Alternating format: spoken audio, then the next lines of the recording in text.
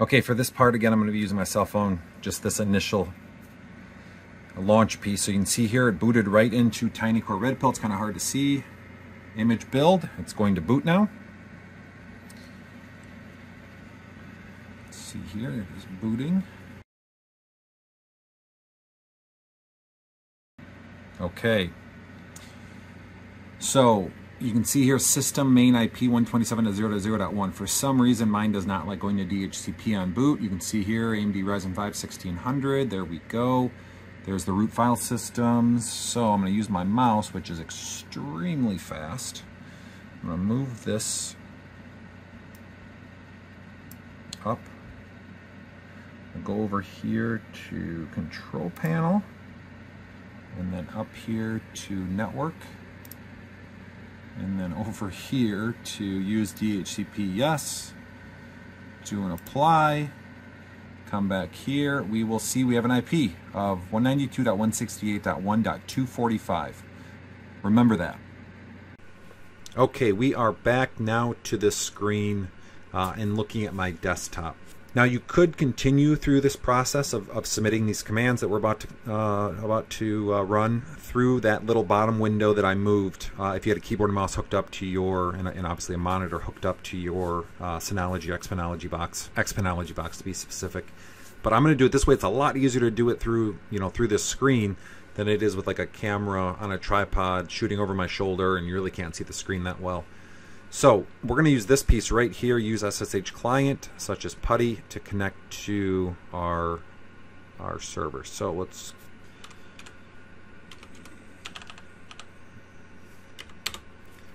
launch that. We're going to type in that IP address. If you recall, it was .245. Hit enter. Log in as. There we go. You might get a window saying, do you want to connect to this? Use this SSH hash. Just click yes.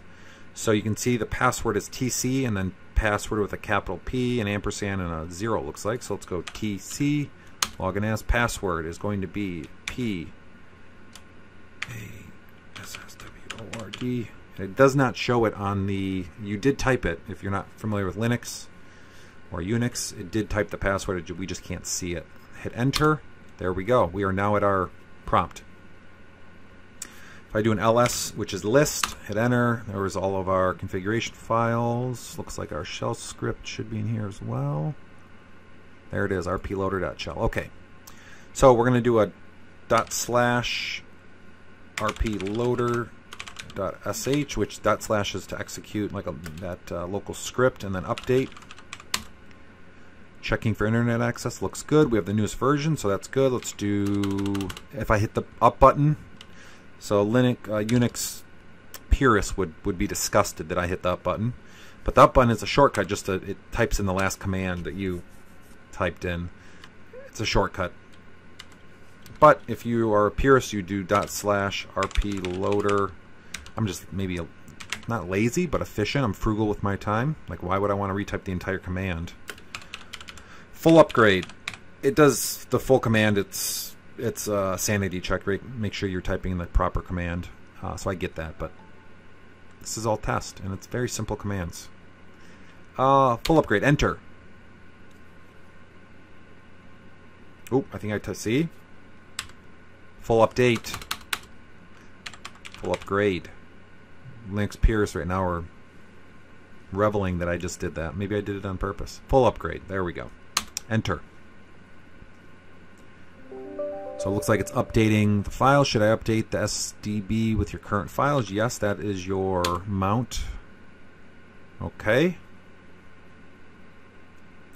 Choose a DSM release number.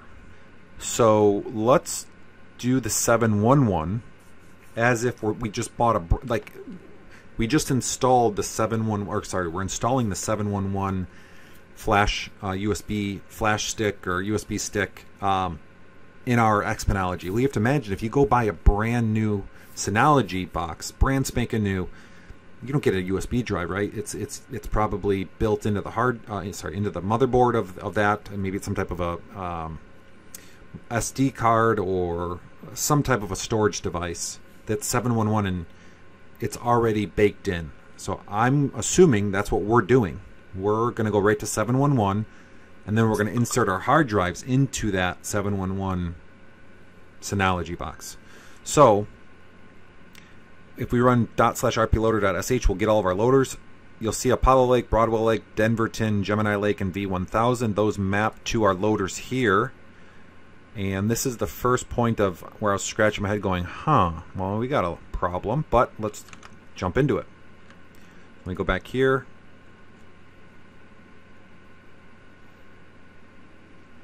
So what we want is the Broadwell NK, Broadwell LNK, Broadwell 7, so we want 711. This is obviously a little bit older. So let's just do a ./rploader.sh and see what we get. What is this? These are model numbers.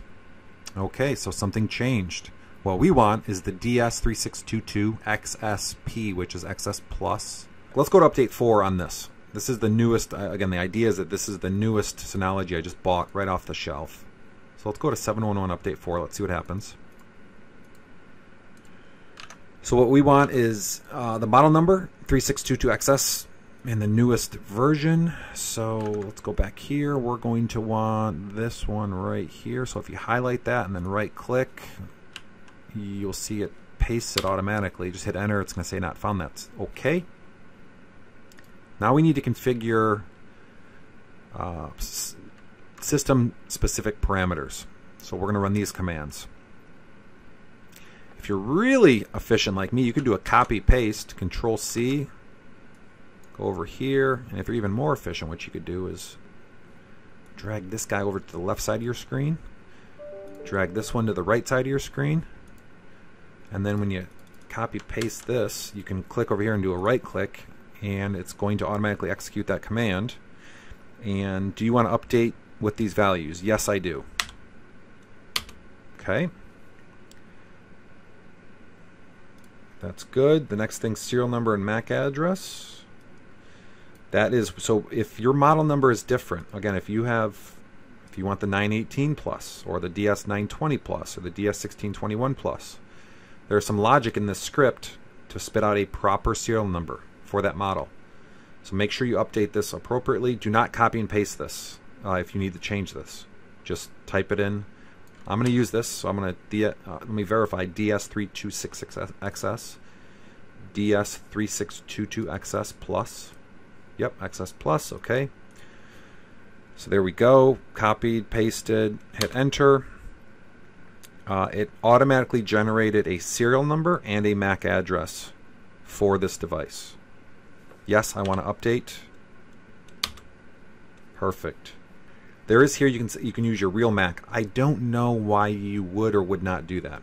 My IT person says, like, of course I want to use my real MAC address. The other side of me is like, maybe there's a reason. Maybe Synology only has certain Macs for certain models, and then they lock their operating system so stuff like this doesn't happen if your Mac doesn't meet that certain range. So I'm just going to go along with the random MAC. Drive slot mapping. So we're using the SATA map. We are not using the sorry, it was over here. We're not using the device tree. We are using SATA map. So if I go down back to where I was, it's a rploader.sh SATA map. Paste that in there, hit enter, and it's saying, hey, it's scanning my devices, my PCI Express buses, and it says, oh, hey, we found a device called this 43B5 Rev02, 8 ports, 1 drive connected. Hey, so that's good. So our 1 SSD drive is connected. I do not want to override the total number of ports, which is 8 here. That's how many SATA ports my motherboard has. So I'm going to hit enter. And then it found another device. FCH SATA controller Rev51. Detected ports 1, 0 drives. You may see something like this. This is my M.2 port on my motherboard, which I do not have populated, but I'll probably use later. Maybe it's a cache device. I don't know because I only have 1 port. But anyways, I want to accept this as 1 port. Yes. Hit enter, and it spits out that configuration. that port map, should I override? Yes, please. There we go. Done. Okay. So you can do a manual review as it says here. So cat is just like it's like printing out to screen. Cat user, and if I do a tab, so I did user and then tab and it auto-filled the rest of that. I can hit enter. You can see here model DS3622XS Plus 711-42951, which is update 4. That looks good. Here's the vid and PID of my USB drive, the serial number, and you can verify this, right? So if you're using PuTTY, I can scroll up. Serial number ends in VVJ. If I scroll up just a little bit, let's see, to right, should be right here somewhere. There we go, VVJ for the serial number, and the MAC is BC4D, so Bravo Charlie 4 Delta, Bravo Charlie 4 Delta. So this all looks good. I don't need to change any of this. However, if you do, you're going to probably want to use a tool called Nano. Let's see if Nano is here. Nano is not here. Huh. How about VI? There we go. VI is here. So if you have not used VI, hopefully you don't have to do this. There's tutorials. If you're not familiar with Linux, it's going to be really confusing. But if you want to get out of the screen, you literally just do a shift colon. You can see it on the bottom here.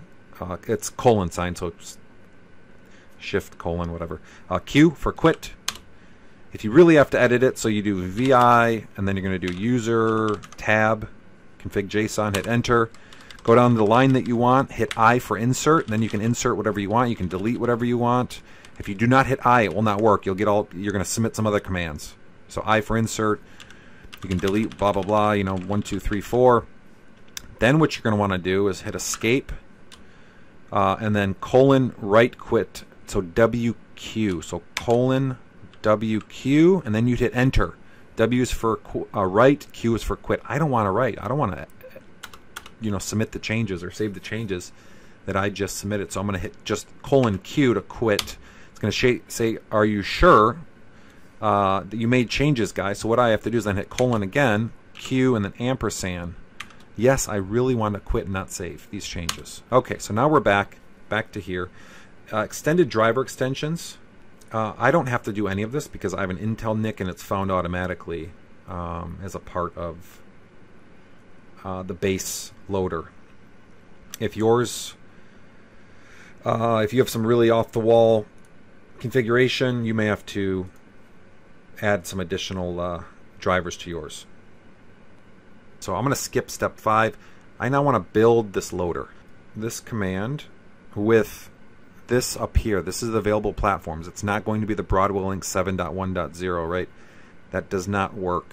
For some reason they changed the naming structure. So I need DS3266 XSP 711-42962 is what I need. I'm going to do a clear.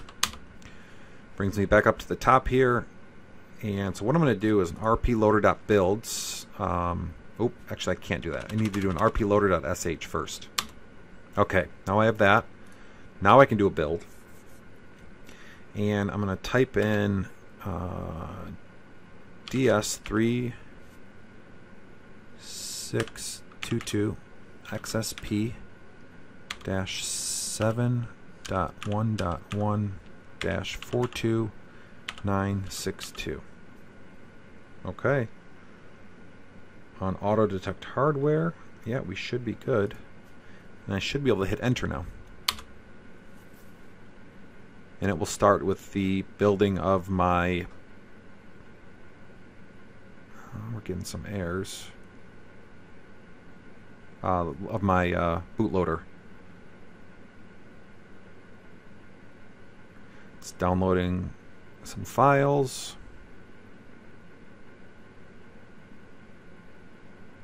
There we go. So our TinyCore Red Pill loader has created our image that we can now boot into Xpenology on. Okay, so now on to step 7. I'm not going to do step 7. When I ran these, I got out of space errors, which is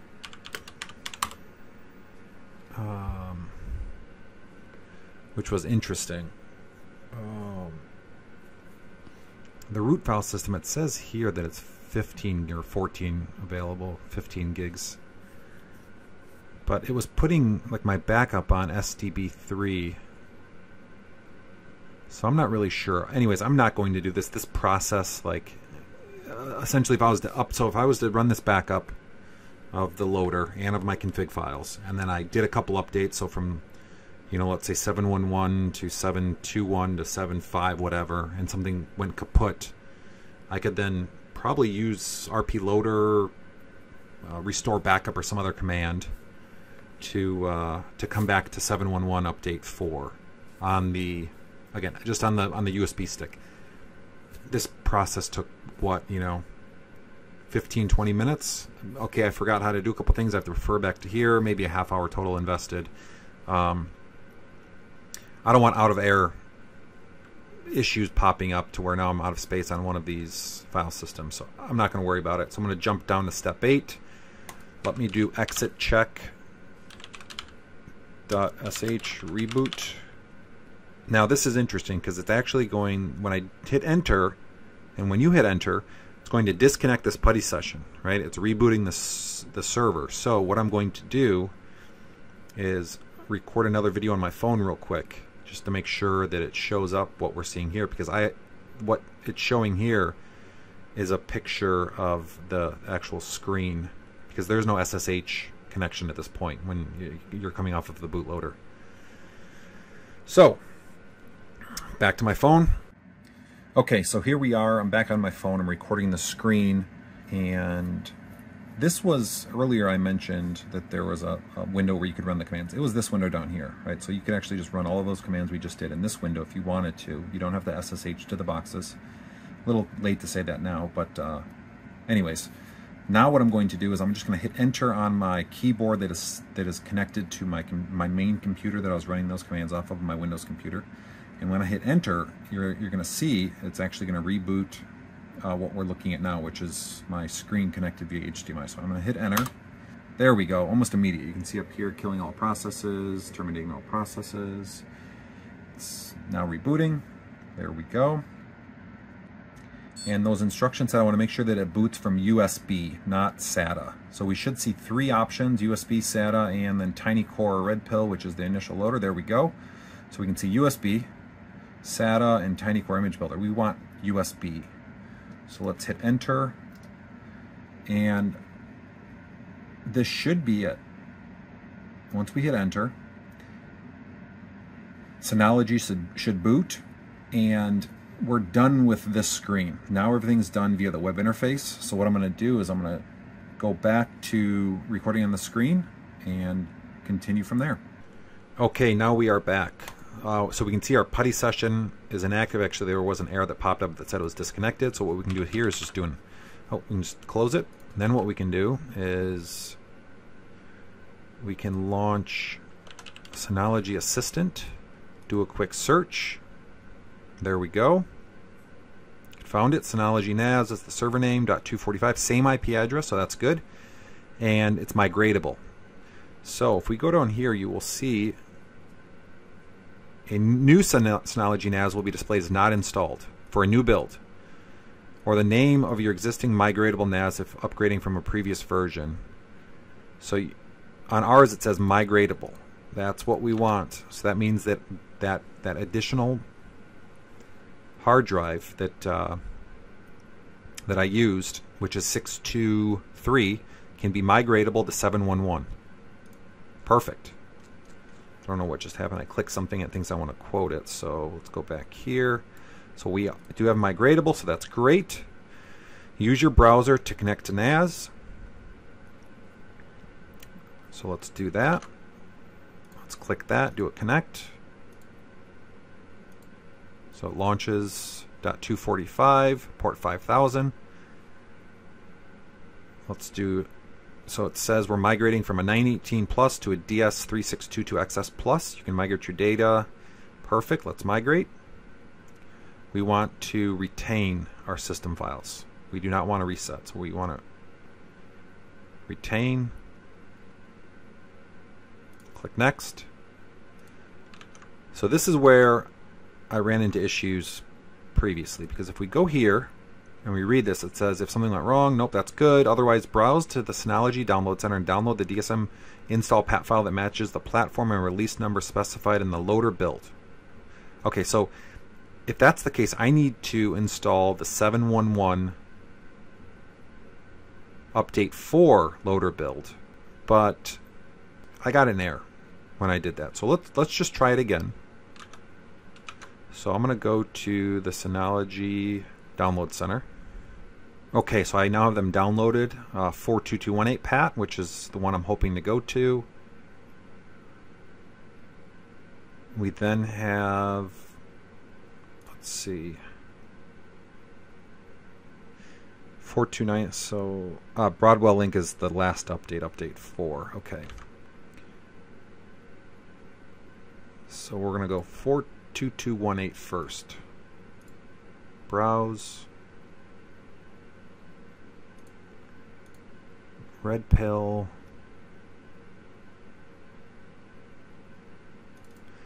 (42218). Click next. So this is, I got like a corrupted file last time when I did this. Yeah, I got to like right here 55%, and then here we go. So I also got this error. So this is when I tried to use 711, I got the corrupted file. So you have to use an installation file of 711 42962 or later. Interesting. Okay. So 711. So we are going to use this one. 962 is the 711. Click next. Fingers crossed.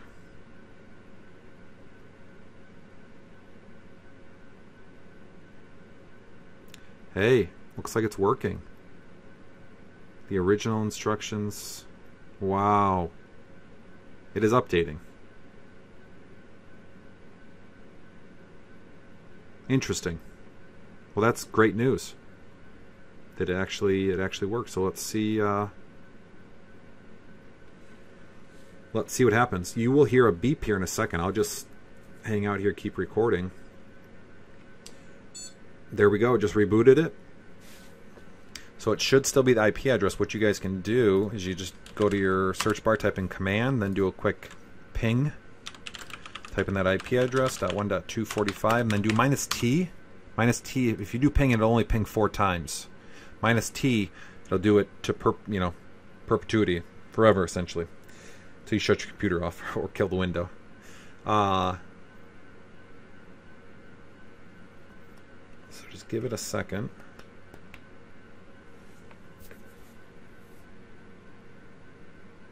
I must have done something incorrectly on my first go around when I went from 918 to 918.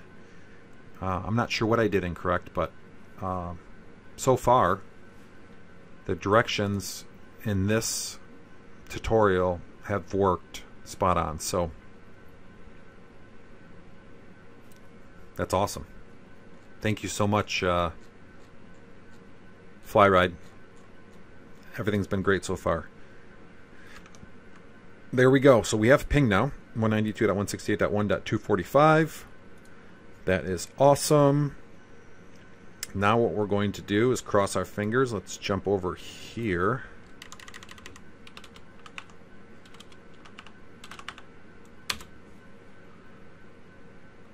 So you're going to want to navigate to your IP address that has been assigned that was starting to ping .245:5000. That's or whatever port, maybe if you transferred settings, whatever port you're using before. I just used the default 5000, and you can see it connected and it's upgrading now. Wonderful. Now, while this is updating, the goal here is to update everything on that newer hard drive to 711. Then what I'm going to do is remove the hard drive, remove the new USB stick, reflash the USB stick, and then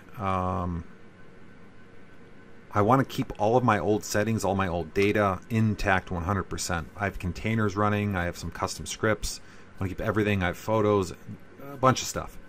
Oh, this is different.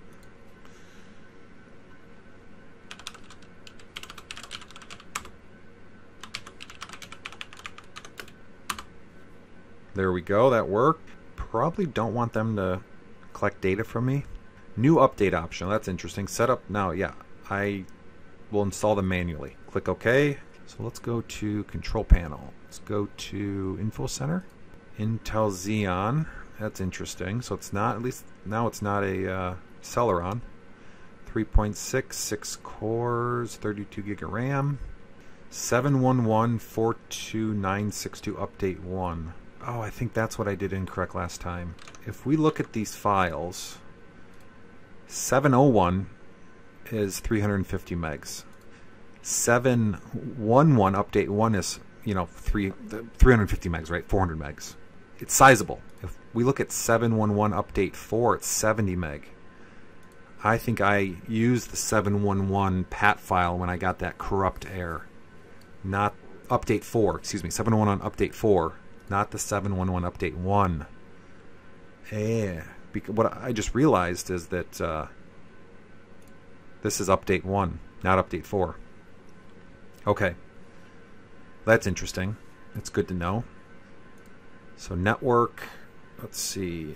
These are my 4 Intel, which I'll end up using one of these on production. And then I can tell by the MAC address A0, A0, A0, A0. And then this 1C is the onboard NIC. Storage looks good. So let's jump over to Storage Manager just to check that out. Disk 7, that's interesting. Everything looks good. I'd say the only other thing I want to do is let's go PuTTY.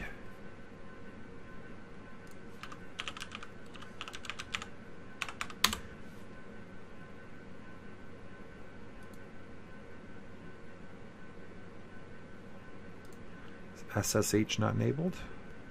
Oh, 32100 SSH.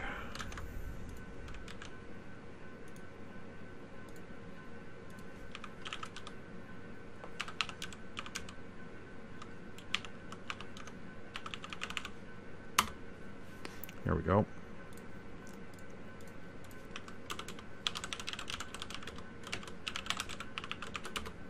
There we go. So I want to do cat proc. No. Processor, CPU, info. There we go. Let's see what we got. So we have processor 0, processor 1. Oh, wow, I scrolled way too fast there. 1, processor 2, processor 3, processor 4, processor 5, 6, 7, 8, 9, 10, 11. Oh, it must have started at 0. So it only goes to 11. Let me go back up. Processor 1, processor 0. Yeah, so we have all 12 threads showing on this. So that is awesome. Wonderful. Just give me some extra horsepower so I can exit out of here. Everything looks good. Everything looks great, actually. I am quite happy with what I am seeing. So, what we've proven is that we can update 623 to 711 update 1 on my hardware, and I hope it. If you're here, you're also successful. But what we're going to do now is the stressful part of upgrading my production workload. Now, before we continue, hyper backup. I use that. I back up all of my important files, media, documents, pictures, movies, etc. to another piece of hardware. I just do an rsync, and then I also back up everything to AWS through Glacier. Multiple copies. If something was to go wrong, would it be painful to try to rebuild and restore everything? Yes, absolutely. But it wouldn't be the end of the world because I have 2 copies here. You need to do the same. Like, even if it's another, $200, 200 euros, 200 pounds, whatever local currency you have, equivalent of around 200 American. Go buy like a 16 terabyte external hard drive on sale. Hopefully you can get it for that much. It might be a little bit more. Or how many ever terabytes you need, and back up your data before you do this, because it could go bad and you could lose everything. Back up your important data, your family pictures, your family videos, financial documents, things that you cannot lose. Or set up Glacier Backup through AWS.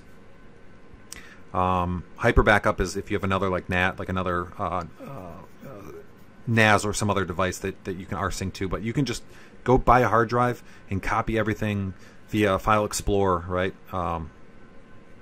Right to that NAS device. And I'm pretty sure within DSM you can also attach a USB drive, and like a backup thing might even be here. Data backup. Oh yeah, right here. Just use Hyper Backup. Local file USB. That's what you'd want. Local folder and USB. Yeah, single version. I'm not sure the difference, but you'd use one of these two. Use Hyper Backup. Back it up locally. Yep, there you go. Create backup task. The folder that you want. Yes. Anyways, on to the next step. So the next step is the production rebuild. So what I'm going to do now is I'm going to power this off. I'm going to disconnect the 711 USB drive. I'm going to disconnect the 711 2 terabyte SSD. Oh, excuse me. 2 terabyte SSD, which is this guy. I'm going to reconnect everything back to 623. I'm going to turn it on, boot it up, make sure everything looks good. I'm then on this computer, I'm going to reflash that new 711 USB stick to a clean copy of 711, right? Just hit the reset button essentially on that with Rufus. We'll step through that, and then we're going to upgrade 623 with hopefully the same process. We'll take it as we go.